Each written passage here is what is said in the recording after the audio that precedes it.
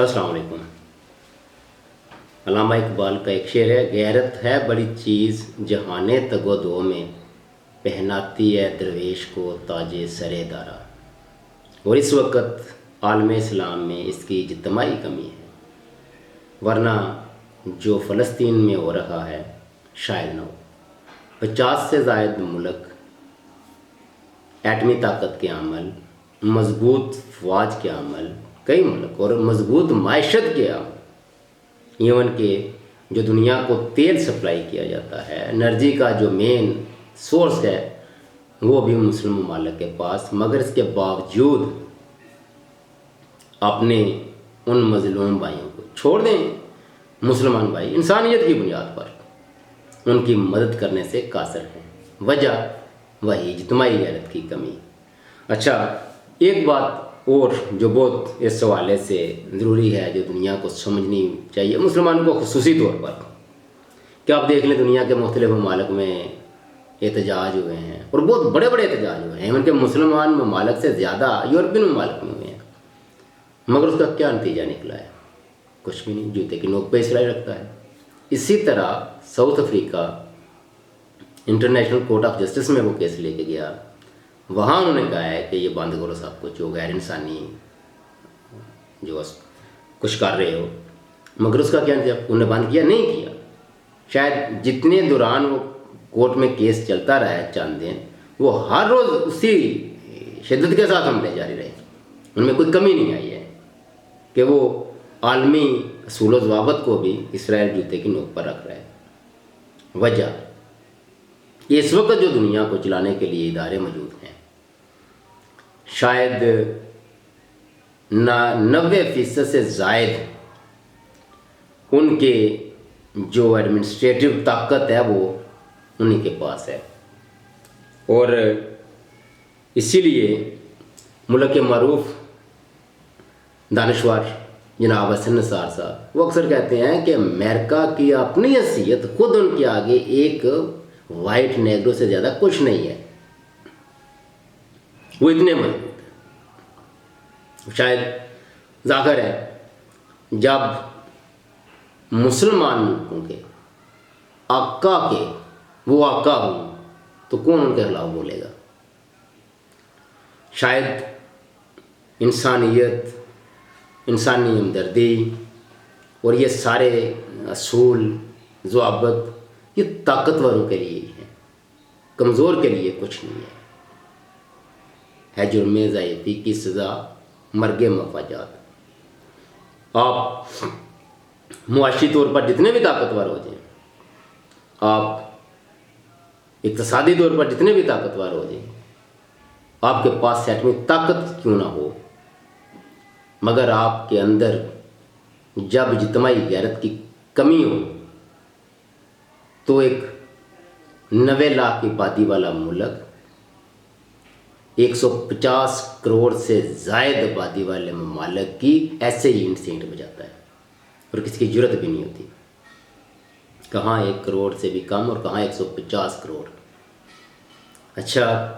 بھائی، دنیا کے جو ادارے ہیں اگر انہوں نے اس پہ قبضہ کیا ہوا ہے، ان پہ حاکمیت انہوں نے اپنی بٹھائی ہوئی ہے،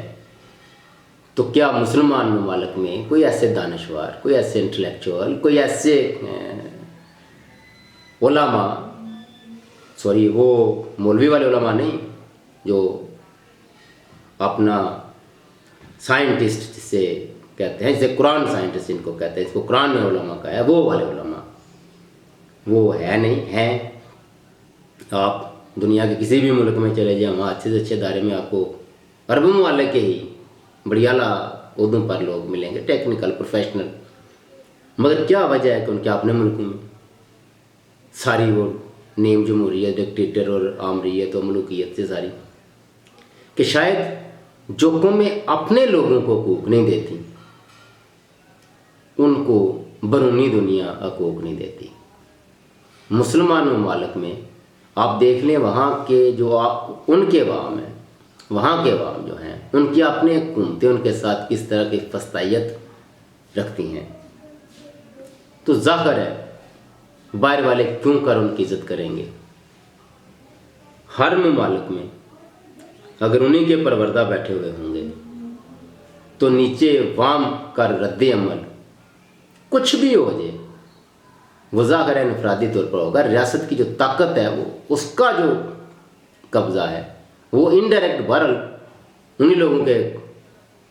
پاس ہے یا ان لوگوں کے ہاتھ میں ہے جن کے خلاف مسلمان ممالک کے عوام بات کرنا چاہتے ہیں, اٹھنا چاہتے ہیں, کھڑا ہونا چاہتے ہیں. ایون کے مغربی ممالک کے لوگ بھی, عام جو پبلک نیچے ہے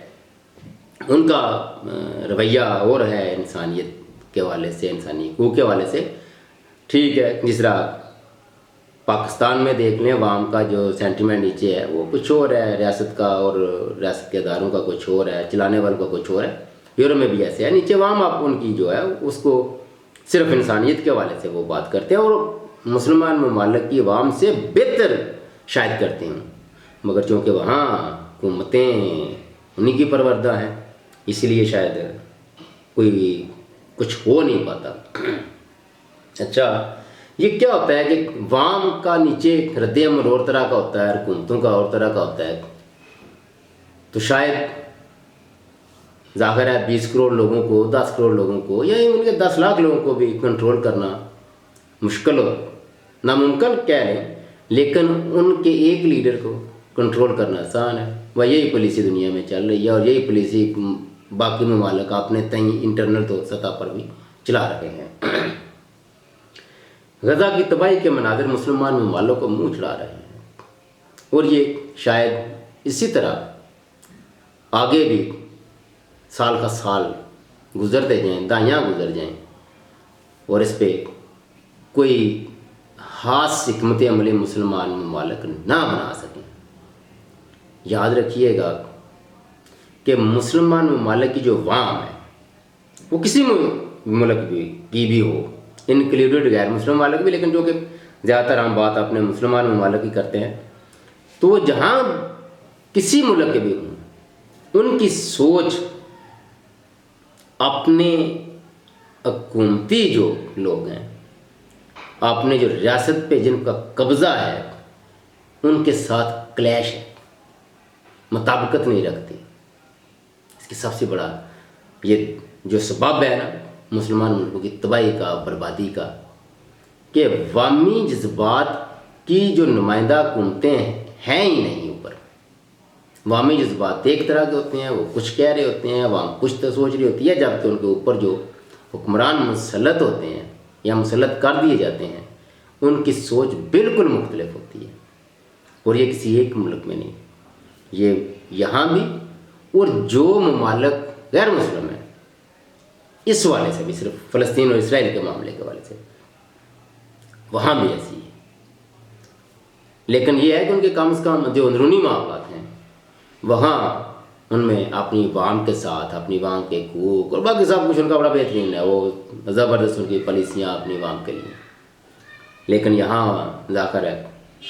ان کی اپنی ایک خارجہ پالیسی, ہر ملک کی اپنی خارجہ پالیسی ہے, وہ جس کو سپورٹ کرنا چاہیے کریں, ان کا حق بنتا ہے. مگر مسلمان ممالک اور خصوصی طور پر جو اپنے آپ کو مضبوط فوج اور فوجی قوت کے حامل سمجھتے ہیں, کم از کم ان کو تو کچھ آواز اٹھانی چاہیے. لیکن شاید اسی لیے ان ممالک میں عدم استحکام رہتا ہے, سیاسی عدم استحکام, معاشی عدم استحکام, معاشرت میں اندر تقسیم, مذہبی تقسیم, معاشرتی تقسیم, معاشی تقسیم, کہ ان کے اپنے ہی معاشرے میں کوئی استحکام نہیں, جس کی بنیاد پر شاید کوئی ایک مضبوط آواز ابھر کر باہر دنیا کے سامنے نہیں آتی. اور اسی لیے وہ چھوٹا سا ملک,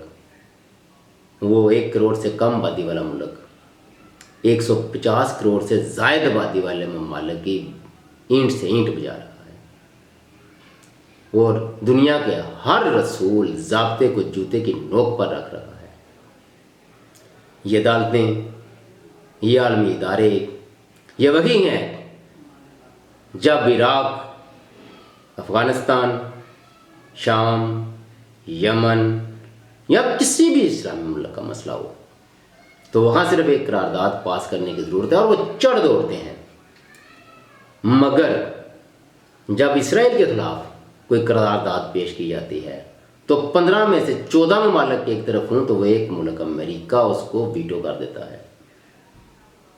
اب ویٹو پہ بات کرنا یہ ایک الگ موضوع ہے کہ ویٹو پاور یہ کیا بکواس ہے. یہ تو جمہوریت کے نام پہ خود دبا ہے، بلکہ جمہوریت کے منہ پہ تمانچہ ہے کہ دنیا میں کیا 5 ممالک چاہیں گے، جو چاہیں گے وہ ہوگا. اور ایک بات اور، ویٹو پاور کی بھی اتنی اہمیت ہے کہ کئی ممالک کئی مسائل پر، کئی مسئلوں پر چین نے، روس نے، جب کسی مسلمان ملک یا مشرق وسطیٰ یا ایران یا کسی اور کا معاملہ ہوتا ہے یہ ویٹو کرتے ہیں تو وہ ویٹو کو جوتے کی نوک پہ رکھ دیتے ہیں مغربی ممالک اور امریکہ. تو دیکھنا ہے کہ دنیا میں اگر امن قائم کرنا ہے، دنیا میں اگر مساوات قائم کرنی ہے تو اس کے لیے انصاف بڑا ضروری ہے. اور یہ انصاف رنگ، نسل اور مذہب سے بالا تر ہو کے کرنا ہوگا. اگر آپ رنگ، نسل اور مذہب کی بنیاد پر ہی اس دنیا میں اپنی اجارہ داری یا حاکمیت قائم کرنے کی کوشش کریں گے تو یہ نہیں ہوگا. آج ایک طاقتور ہے تو کل دوسرا طاقتور ہوگا. دنیا کو مل کر جو عالمی ادارے ہیں وہاں بھی اصلاحات کی ضرورت ہے. اور آج اگر دنیا اس طرف نہ توجہ دی دنیا نے تو یہ تیسری عالمی جنگ کا بھی سبب بن سکتا ہے. اور یاد رکھیے گا، رنگ، نسل اور مذہب سے بالا تر ہو کر جب تک عدل و انصاف